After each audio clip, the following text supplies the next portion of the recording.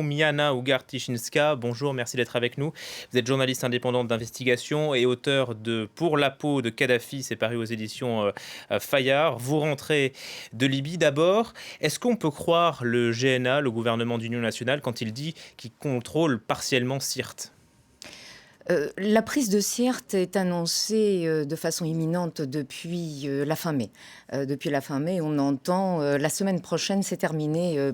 Sirte sera prise. Croire à la prise de Sirte, c'est aussi fiable que croire à la fin des combats contre l'État islamique et contre Ansar al-Sharia et les autres groupes djihadistes qui sont logés près de Benghazi et où ils sont combattus depuis plus de 2 ans.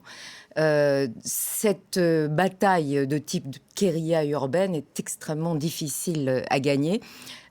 L'appui aérien est décisif, certes, mais il n'est pas suffisant et cela s'est vu, encore une fois, dans la prolongation de la bataille de Benghazi, qui est extrêmement meurtrière. À Sirte, nous avons 300 morts depuis le début des combats. Il y a 1000 morts du côté Benghazi dans les forces de l'armée nationale, donc qui est sous l'égide du Parlement élu installé à Tobrouk.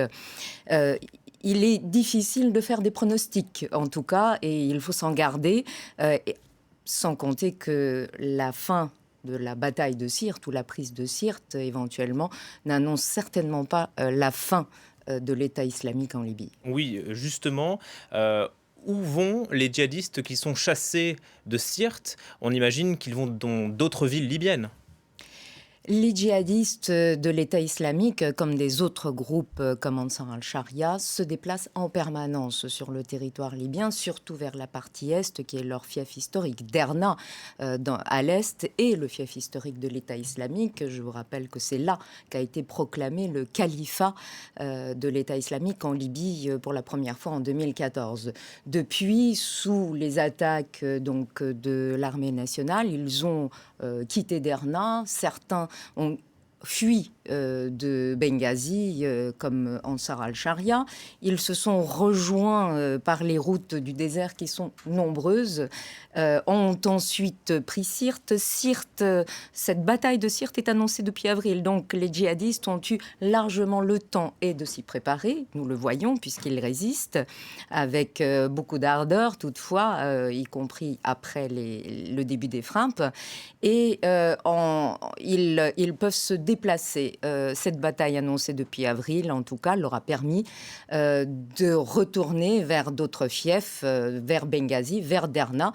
D'ailleurs, le moufti de Libye, qui est proche des fractions islamistes radicales assez dures, qui étaient dans la coalition Fajr Libye à Tripoli, a lancé une sorte de fatwa et d'appel à tous les combattants djihadistes pour reprendre Benghazi, puisque à Sirte, il commence à être mis en échec. Est-ce que les djihadistes de l'EI arrivent à s'allier à d'autres milices ?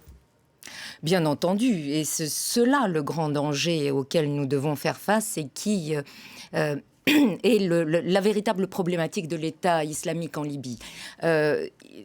Régulièrement, ces combattants font des alliances de circonstances, s'infiltrent dans d'autres groupes. On voit l'émergence de nouveaux groupes, comme dernièrement le bataillon de défense de Benghazi, sorte d'alliance entre islamistes radicaux, entre Ansar al-Sharia, des éléments de l'État islamique. Ils gangrènent ces groupes de l'intérieur et ensuite s'en servent comme des sortes de faunées pour bâtir de nouveaux bastions qui peuvent être bâtis à nouveau là où ils sont présents, je répète. Donc c'est une vision vraiment à court terme. C'est une vision à court terme, sans compter les possibilités d'infiltration vers le sud, le Grand Sud, où les chemins sont ouverts non seulement aux trafiquants, mais également aux djihadistes. Vous rentrez de Libye, vous êtes passé notamment par Tripoli, par Benghazi. Comment se passe la vie là-bas ? La vie est extrêmement compliquée pour les Libyens. Ils doivent faire face à des coupures d'électricité, de réseaux téléphoniques, d'Internet, des problèmes d'essence, ce qui est quand même un Terrible. petit peu étonnant pour un pays producteur de pétrole. Mais la vie est complexe et difficile pour eux. Et la tension est permanente, que ce soit à Benghazi, puisqu'il y a des attentats kamikazes incessants contre des civils, que ce soit à Tripoli, puisque les tensions entre les milices ne se sont pas taries dans tous les cas. Merci beaucoup Rumniana Ugar-Tichinska d'avoir été notre invité. Je rappelle le titre de votre ouvrage Pour la peau de Kadhafi, paru aux éditions Fayard. Merci pour votre témoignage.